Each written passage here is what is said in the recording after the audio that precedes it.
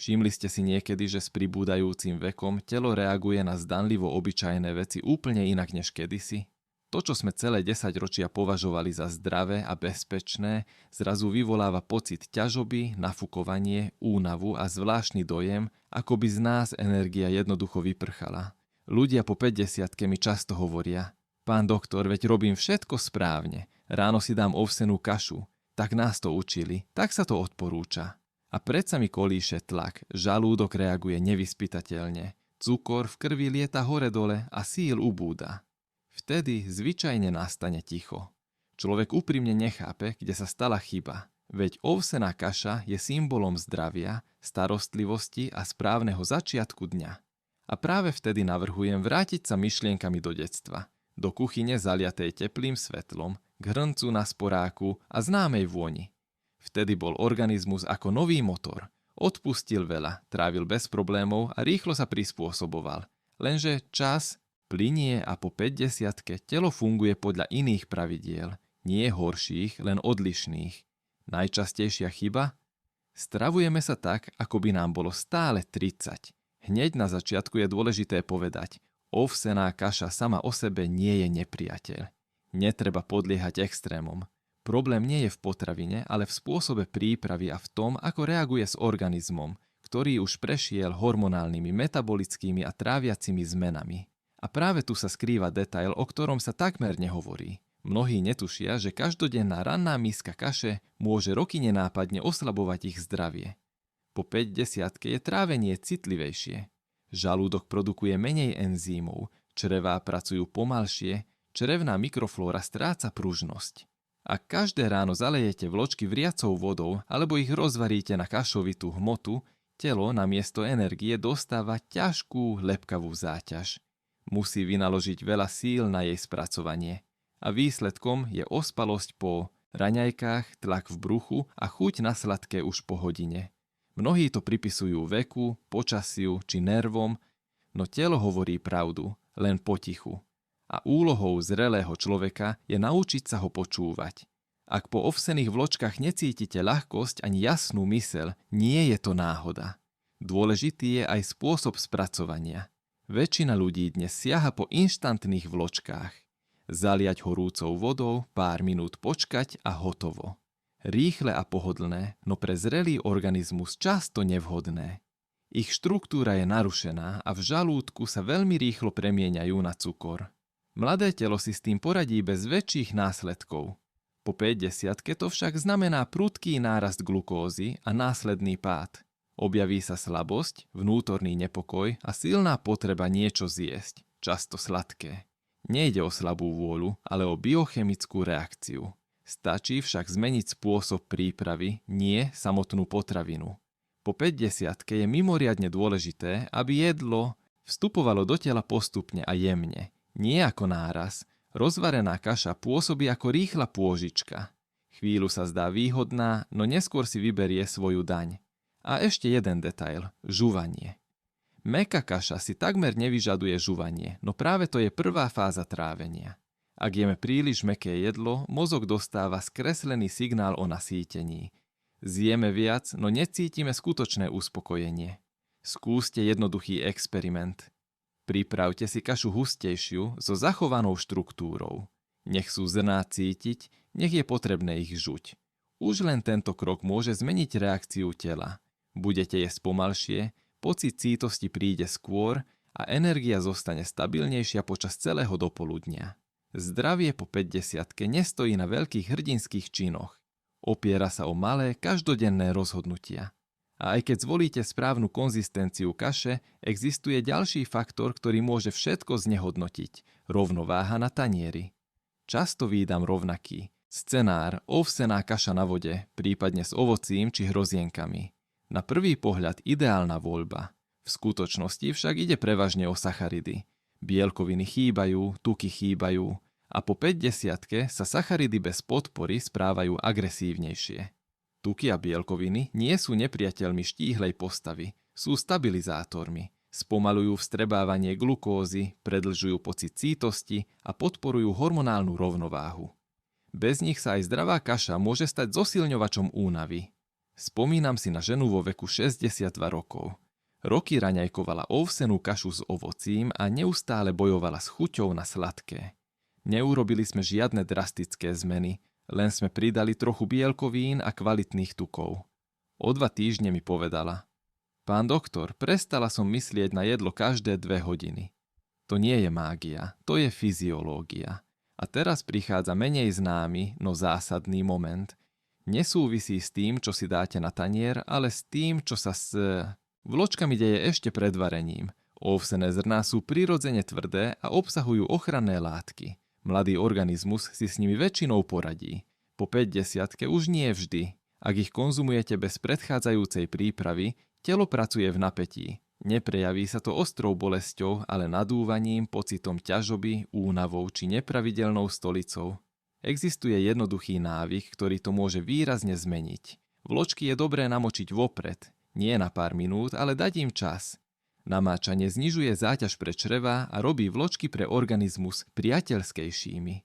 Trávenie je rovnomernejšie, mizne pocit ťažkosti a podráždenie sliznice sa zmierňuje. Vidím to v praxi často. Jeden aktívny muž v zrelom veku sa roky sťažoval na nadúvanie, no nechcel sa vzdať svojej obľúbenej kaše. Stačilo pridať namáčanie cez noc. Po 10 dňoch povedal: Prvýkrát po rokoch som sa najedol a nemal som pocit, že mi brucho žije vlastným životom.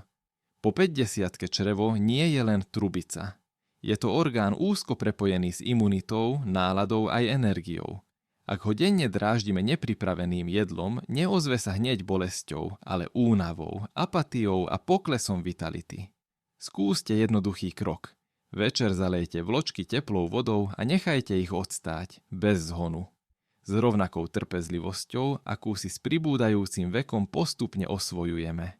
Ráno z nich pripravíte úplne inú kašu, jemnejšiu a lepšie priateľnú pre telo. Dôležitá je ešte jedna myšlienka. Neznepríjemňujeme si život, ale ho zjemňujeme. Zrelosť nie je boj o zdravie, ale schopnosť zbaviť sa zbytočného napätia. Keď raňajky prestanú byť skúškou pre trávenie, telo reaguje vďačne. Aj keď je však kaša správne pripravená, vyvážená a nezaťažuje črevá, zostáva ešte jeden faktor. Nesúvisí s produktom ani receptom, ale s tým, kedy a v akom stave ju konzumujete. Práve tento nenápadný prepínač dokáže ovplyvniť celkovú pohodu viac, než si myslíme. Po 50-ke má načasovanie a vnútorný stav veľký význam. Ráno totiž pre zrelý organizmus nie je vždy nový začiatok. Často je len pokračovaním prerušovanej noci. Spánok býva plytší, s častým budením a telo sa nemusí úplne zregenerovať. Napriek tomu mnohí hneď po prebudení automaticky siahnu po jedle, ktoré vyžaduje aktívnu prácu tráviaceho systému. Hormóny sa ešte nevyrovnali, nervový systém môže byť napätý. A aj tá najlepšia kaša, že padne na nepripravenú pôdu.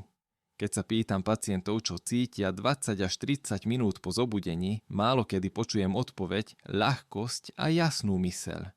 Častejšie hovoria o hmle v hlave, slabosti či vnútornom napätí.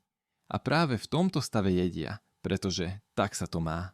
Lenže po 50-ke sa slovo musím často dostáva do konfliktu s fyziológiou. Trávenie je úzko prepojené s nervovým systémom. Ak jete v strese, v zhone alebo s úzkostnými myšlienkami, aj jednoduché jedlo sa môže stať záťažou. Žalúdok sa sťahuje, enzymy sa uvoľňujú slabšie a trávenie je nerovnomerné. V takých podmienkach môže kaša začať kvasiť, spôsobovať nadúvanie, ťažobu či ospalosť, nie preto, že je nevhodná, ale preto, že telo ešte nebolo pripravené ju prijať. Po 50-ke je mimoriadne dôležité dopriať telu jemný prechod zo spánku do aktivity. Niekedy stačí 10 až 15 minút ticha, pohár teplej vody, pár pokojových nádychov alebo pomalý pohyb. Nie sú to ezoterické rituály, je to základná fyziológia. Dávate telu signál, deň začína pokojne a bezpečne. A až potom sa jedlo stáva podporou, nie stresom. Spomínam si na 59-ročnú ženu, inteligentnú a aktívnu. Kašu pripravovala správne, no jedla ju hneď po zobudení a v zhone, často s telefónom v ruke. Nič sme nemenili v recepte, len sme posunuli raňajky o 20 minút a odstránili smhaé, rušivé podnety. O týždeň povedala: pán doktor, po raňajkách už nezaspávam. To nie je náhoda. To je telo, ktoré konečne dostalo šancu spolupracovať. Je tu ešte jeden jemný, no dôležitý moment. Ráno má mnoho ľudí prirodzene zvýšenú hladinu kortizolu. Je to hormón bdelosti, ktorý nás prebúdza, ale zároveň aj hormón stresu. Ak k tomu pridáte rýchle sacharidy alebo jednoducho jedlo v nevhodnom čase, telo môže reagovať napätím. Objaví sa zrýchlený puls, vnútorný nepokoj, prípadne náhla únava okolo poludnia. Mnohí si myslia, že je to problém so srdcom, vekom či tlakom. Niekedy je to však len nesprávne načasované jedlo. Skúste nejesť zo zvyku, ale podľa pocitu pripravenosti. Nie podľa samotného hladu, ale podľa vnútorného pokoja. Keď je dých rovnomerný, telo zahriate a myseľ jasnejšia, aj jednoduchá ovsená kaša sa vstrebáva pokojnejšie a bez nepríjemných následkov. Zrelé zdravie je vždy dialóg s telom. Čím viac si všímate detaily, tým menej musíte bojovať s následkami. Keď sa raňajky prestanú robiť automaticky a stanú sa vedomým začiatkom dňa, zmení sa nielen trávenie, ale aj nálada, energia a odolnosť voči stresu. Existuje však ešte hĺbšia vrstva tejto témy, často prehliadaná.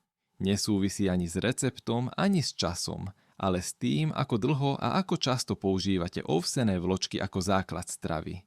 Práve tu sa skrýva moment, o ktorom sa takmer nehovorí. A práve on často vysvetľuje, prečo môže aj zdravý návyk po rokoch začať škodiť. Najväčšou chybou po 50-ke býva stálosť bez flexibility. Z užitočnej potraviny sa nenápadne stane každodenná povinnosť. Rovnaké ráno, rovnaká kaša, celé roky bez zmeny. Telo však s pribúdajúcim vekom nepotrebuje len stabilitu, ale aj rozmanitosť. Organizmus po 50-ke nemá rád monotónnosť. A to platí aj pre výživu. Ak každý deň zaťažujete trávenie tým istým produktom, aj keď je kvalitný, systém sa najprv prispôsobí, potom si zvykne a napokon začne reagovať odporom. Nejde o alergiu ani chorobu, ale o postupnú únavu na bunkovej úrovni. Ovsené vločky obsahujú látky, ktoré pri občasnej konzumácii pôsobia neutrálne, no pri dlhodobej každodennej konzumácii môžu dráždiť črevá, znižovať vstrebávanie niektorých minerálov a vytvárať tiché pozadie zápalu. Nebolí to, no postupne ubúda energia. Človek sa cíti unavenejší, pomalšie sa regeneruje, častejšie býva nachladnutý. A vôbec si to nespojí s raňajkami, ktoré sú predsa zdravé. V praxi som to videl viackrát. Muž, disciplinovaný a dôsledný, jedol 15 rokov každé ráno to isté. Sťažoval sa na chronickú únavu a lámavé nechty. Výsledky vyšetrení boli relatívne v poriadku. Na 2 týždne sme ovsené vločky vyradili a nahradili ich inými raňajkami. Po mesiaci povedal: ako by som zo seba zhodil starú záťaž. Nie preto, že ovsené vločky sú zlé, ale preto, že telo dostalo pauzu. Po 50-ke sa tráviaci systém stáva citlivejším na kumulatívne účinky. To, čo v 40-ke prešlo bez následkov, si v 60-ke vyžaduje rešpekt. Ak jete stále ten istý produkt, organizmus nedostáva celé spektrum mikroživín. Vznikajú skryté nedostatky, ktoré sa prejavia až časom, suchšou pokožkou, zhoršenou pamäťou či nižšou výdržou. Zrelá starostlivosť o seba neznamená jesť vždy zdravo, ale dávať telu to, čo práve potrebuje. Niekedy je ovsená kaša vhodná, inokedy nie. A to je v poriadku. Flexibilita je znakom zdravia, nie slabosti. Skúste jednoduchý prístup. Nevzdávajte sa vločiek navždy, ale prestaňte ich jesť každý deň. Doprajte si ich raz či 2-krát týždenne.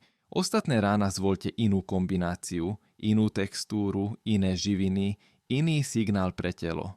Možno vás prekvapí, ako rýchlo sa organizmus odvďačí lepšou energiou. A teraz ten najdôležitejší princíp. Problém nikdy nie je v samotnom produkte. Problém je v tom, že s pribúdajúcim vekom príliš často jeme podľa pravidiel, nie podľa aktuálneho stavu. Po 50-ke už telo nereaguje každý deň rovnako. Je citlivejšie, premenlivejšie. Dnes je pripravené na výdatnejšie raňajky, zajtra potrebuje niečo ľahšie. Ak túto premenlivosť ignorujeme, aj správne návyky sa môžu obrátiť proti nám. Vek nie je o obmedzeniach, ale o nastavení. V mladosti sa dá jesť podľa plánu. V zrelosti je rozumnejšie jesť podľa reakcie tela. Ak sa po ovsených vločkách cítite stabilne, pokojne a plný energie, sú pre vás vhodné. Ak sa objaví ťažoba, ospalosť, podráždenosť alebo výkyvy chuti do jedla, je to signál, že dnes vaše telo potrebuje niečo iné. A práve schopnosť počúvať tieto signály je tým skutočným základom zdravia po 50. Znamená to jediné. Možno práve dnes a práve v tejto podobe vám ovsená kaša jednoducho nesedí. Bez dramatických diagnóz, bez strašenia. Najväčší problém ovsených vločiek po 50 často nespočíva v nich samotných, ale v tvrdohlavosti, za akou sa ich držíme. Povedali mi, že je to zdravé, takže to budem jesť bez ohľadu na okolnosti. Lenže telo s pribúdajúcim vekom neodpúšťa ignorovanie signálov. Najskôr nekričí, iba ticho šepká. A ak tento šepot roky nepočúvame, postupne sa zmení na chronickú únavu, pokles vitality a pocit, že život akoby bežal na spomalenej rýchlosti. Videl som ľudí, ktorí zmenili jedinú vec. Prestali jesť ovsené vločky automaticky. Nie preto, že by boli zakázané, ale preto, že si začali klásť otázku. Je to pre mňa práve teraz naozaj vhodné? A spolu s touto otázkou sa vracala energia, objavovala sa ľahkosť. Mizol pocit, že telo funguje oddelene od hlavy. Preto stále zdôrazňujem jednoduchý princíp. Po 50-ke neexistujú univerzálne prospešné potraviny. Existujú len potraviny vhodné v konkrétnom čase. Dnes áno, zajtra pauza, pozajtra možno v inej podobe. To je zrelý prístup k zdraviu. Ak si z toho všetkého máte odniesť jednu myšlienku, nech je to táto. Ovsené vločky vám neškodia. Škodí vám odmietanie počúvať samých seba. Keď sa stravovanie stane dialógom namiesto slepého plnenia pokynov, zmizne strach, že robíte niečo zle. Objaví sa pokoj a pokoj je základom dlhovekosti. Skúste to už zajtra ráno. Nie zo zvyku, nie preto, že sa to má, ale s tichou otázkou smerom k sebe. Možno budete prekvapení, ako rýchlo vám telo odpovie pocitom vďačnosti. A ak poznáte niekoho, kto stále žije podľa starých pravidiel a už dlhšie cíti, že mu prestávajú fungovať, pokojne sa s ním o túto myšlienku podielte. Niekedy jedno pokojné vysvetlenie zmení viac než desiatky prísnych rád.